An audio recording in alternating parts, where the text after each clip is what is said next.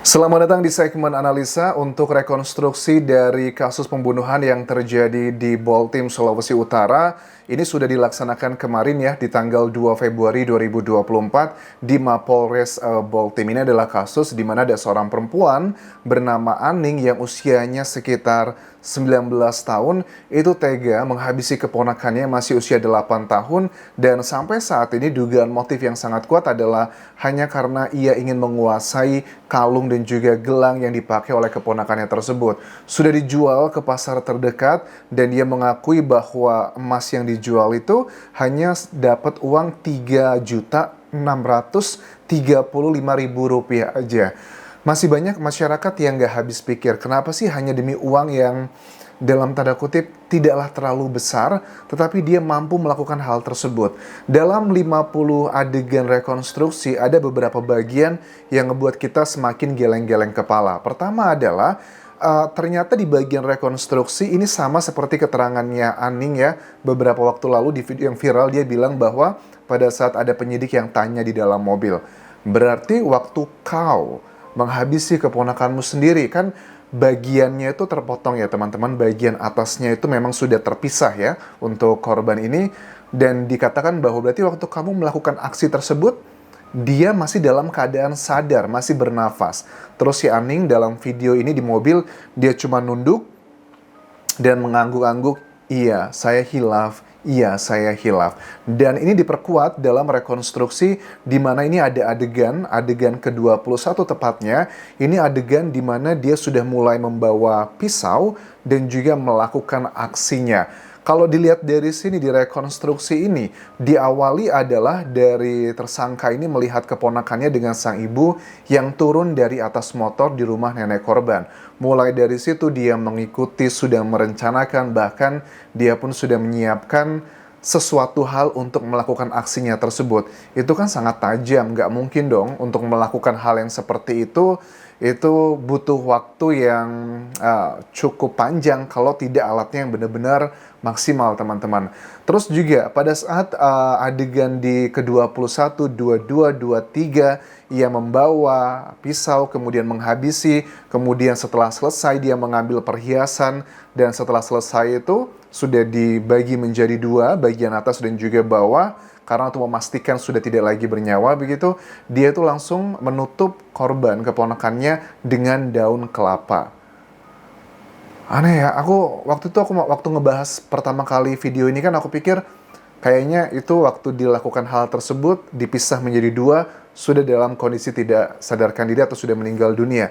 Tapi ternyata ini semakin dikuatkan bahwa masih dalam kondisi bernafas. Tentunya ini akan menjadi salah satu bagian nanti dalam persidangan, apakah ini akan menjadi hal yang semakin memberatkan atau semakin meringankan. Ya pastinya lah ini akan semakin memberatkan, karena ini bisa ditunjang nanti dengan alat bukti dari keterangan ahli ya, dari otopsi ini akan menjawab semua ini. Terus juga, setelah kejadian tersebut sudah selesai, dia akan mengambil kalung dan juga gelang dari keponakannya tersebut. Langsung dia pergi ke pasar, naik becak motor, dan di situ dia menjual emasnya seharga Rp3.635.000. Dia juga bawa nih anaknya. Sambil bawa anaknya, dia juga ngebeli beberapa hal, misalnya kayak popok untuk anaknya, susu, dan juga minuman ringan, serta beli HP baru senilai 1,1 juta rupiah. Oke, ini kelihatan banget emang dia dalam kondisi ekonomi yang pas-pasan kah? Karena suaminya juga dalam tanda kutip bukanlah orang yang kaya raya, tapi kan bukan berarti ya kalaupun kita sulit ekonomi tapi melakukan hal seperti itu. Logikanya juga aneh sih. Yang dilakukan seperti itu kan keponakannya sendiri. Cepat atau lambat akan ketahuan, apakah dia sebegitu lugunya. Dipikirnya dia melakukan aksi tersebut orang nggak bakal tahu. Ya nggak mungkin lah. Mungkin I don't know, faktor pendidikan, faktor macam-macam. Tapi menurut aku ya, kalau untuk urusan hal seperti ini tidak ada hubungannya secara signifikan dengan faktor pendidikan atau faktor suku atau faktor apapun, nggak ada sih. Karena menurut aku dengan ketenangannya seorang Aning yang melakukan aksi ini, bahkan dia pun waktu direkonstruksikan sempat dijambak ya, dia juga jatuh terjungkal gitu, diteriakin sama ibunya korban, neneknya korban. Si Aning juga masih tetap tegar-tegar aja, dia masih menunjukkan wajahnya, bahkan pada saat dia jalan pun Nggak ada tuh kelihatan kayak dia malu atau nunduk dan banyak, nggak ada sih. Memang ada nunduknya beberapa kali, tapi Anding itu lebih kayak cenderungnya itu kayak mau melawan gitu. Dia masih pede-pede aja untuk melakukan rekonstruksi tersebut. Terus juga mengenai ada adegan di bagian akhir ini, ada adegan yang ngebuat kita bertanya-tanya, apakah suaminya ini terlibat dalam peristiwa ini ataukah dia hanya sebagai saksi? Ada adegan 49 ya, adegan ke-49. Dia ini setelah sampai di rumah memberikan uang sekitar 900.000 rupiah dan HP-nya ke suami dari tersangka, dari dia sendiri gitu. Apakah suaminya nggak tahu sama sekali ataukah suaminya terlibat? Mungkin peranannya bukan sebagai eksekutor atau yang merencanakan, tapi mungkin sebagai orang yang mengetahui atau yang membantu atau yang menutupi. Kita lihat nanti, karena pasal yang dikenakan ini dugaanku sangat kuat kalau menurut Kapolres Boltim AKBP Sugeng Setiabudi, ini dugaannya akan mengarah ke pembunuhan berencana, ya, bukan yang spontanitas. Walaupun sekarang kan masih dilengkapi ya untuk alat buktinya untuk diserahkan ke kejaksaan. Kenapa ini bisa diduga yang sangat kuat adalah pasal 340, karena ada bagian jeda untuk merencanakan. Maksudnya gimana? Ya kita tahu dari awal rekonstruksi dia sudah mengintai, bahkan bagaimana mungkin dia sudah menyiapkan pisau. Kalau orang yang spontanitas, ya pasti dia nggak akan bawa semua itu, tapi dia ini sudah merencanakan banget, bahkan saking kalau profesionalnya menurut aku kan dia juga pura-pura ya.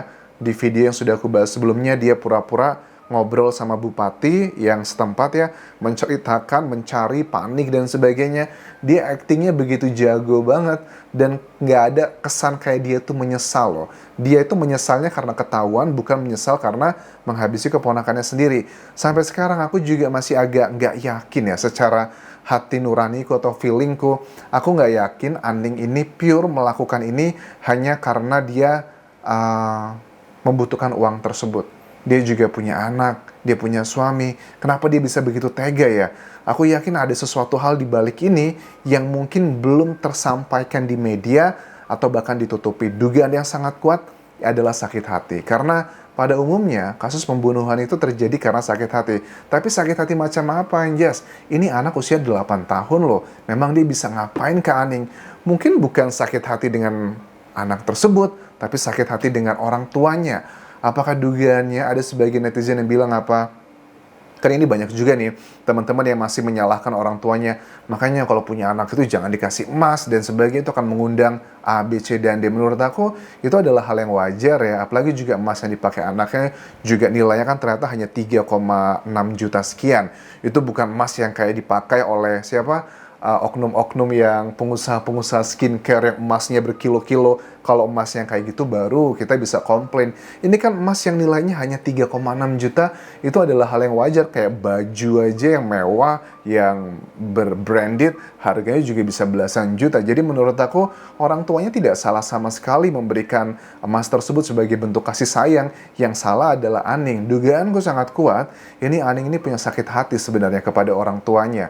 Mungkin dengan cara melakukan seperti itu, balas dendamnya terwujudkan. Apakah masalah ekonomi juga? Karena kan ya kalian tahu lah, kasus mengenai sakit hati itu kan banyak penyebabnya. Misalnya kayak kasus yang juga terjadi yang ada anak SMP atau SMA ya, sekolah ya, yang minum kopi kemudian meninggal dunia, dan ternyata waktu bapaknya ngasih kopi kan dia langsung meninggal dunia. Ternyata di situ setelah diotopsi ada sianidanya, dan yang memberikan sianida tersebut ternyata adalah tetangganya yang sakit hati sama orang tuanya. Apakah ini juga mengarah ke sana? Karena jujur kalau aku lihat dari bahasa tubuhnya dan juga responnya, dugaanku sangat kuat Aning ini adalah psikopat atau sosiopat. Psikopat dan sosiopat itu aksinya sama. Mereka sudah tidak punya empati lagi melakukan hal tersebut yang seperti ini. Tetapi yang membedakan adalah penyebabnya. Kalau psikopat itu karena bawaan dari lahir, ada bagian syaraf yang menghubungkan ke empati di kepalanya, di otaknya yang tidak terhubung. Tetapi kalau sosiopat, penyebabnya adalah karena mereka itu terbiasa dalam lingkungannya. Misalnya kalau mereka tidak menghabisi, mereka akan dihabisi. Kalau mereka tidak mencuri, mereka tidak bisa makan. Jadi karena faktor lingkungan, dan dari kedua hal ini yang bisa disembuhkan adalah sosiopat, tapi psikopat tidak bisa disembuhkan. Ini dugaannya nanti harusnya dari penyidik bisa melakukan pengecekan secara psikologi ya. Karena aku nggak melihat ada penyesalan gitu dari mukanya loh. Mukanya tenang-tenang aja, walaupun menunduk, kayak menyimpan banyak kemarahan. Aku yakin masih ada sesuatu hal yang belum kita ketahui di sini. Kita akan coba update perkembangan selanjutnya seperti apa. Tetapi kan dia juga punya anak ya. Anaknya juga masih batita kan, masih cukup kecil sekali. Ya, bukan jaminan sih, ada orang bilang bahwa kalau orang tuh sudah memiliki buah hati, biasanya hatinya akan lembut, hatinya akan jauh lebih menjadi manusia yang lebih baik. Tapi ternyata ini tidak terjadi ke Aning ya. Seorang perempuan yang usianya masih 19 tahun atau 20 tahun yang tinggal di kawasan Boltim, Sulawesi Utara, dia tega melakukan hal tersebut kepada masih yang saudaranya sendiri. Ini adalah yang sangat menyedihkan. Jadi kita lihat nanti dalam persidangan apakah ada tersangka lainnya ataukah motifnya pure hanya karena uang tersebut atau emas tersebut. Oke, thank you sudah menonton. Terakhir tinggalkan like dan juga komen, subscribe channel YouTube ini. Follow Instagram, Facebook, dan juga akun TikTokku di Anjasa Semara. Sampai jumpa semuanya. Bye.